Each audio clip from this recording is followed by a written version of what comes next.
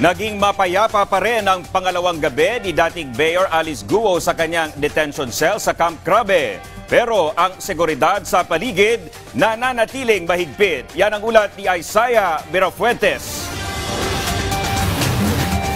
Ito ang gate ng custodial facility kung saan naroon sa dismissed Bamban City Mayor Alice Guo. Nananatiling nakasara ito at hindi pwedeng malapitan ng mga sibilyan. Sa katabi ng gate, may maliit na opisina, laman ng bantay mula sa mga pulis na silang mata sa mga kaganapan sa labas ng custodial facility. Sa magdamagang pagbabantay ng PTV News, walang anumang pagkilos ang makikita sa labas ng gate ng pasilidad. Maging ang mga mamamahayag ay hindi pinapayagang makalapit sa gate. Hanggang sa ngayon, ilang metro pa rin ang layo ng lugar kung saan nila pinapayagan ng mga media.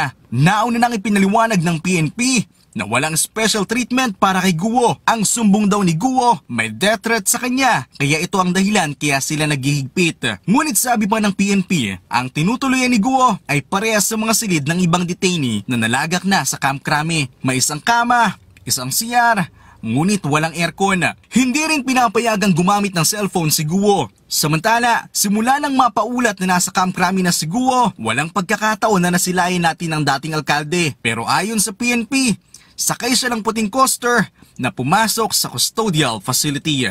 Isaiah Mirafuentes para sa Pambansang TV sa Bagong Pilipinas.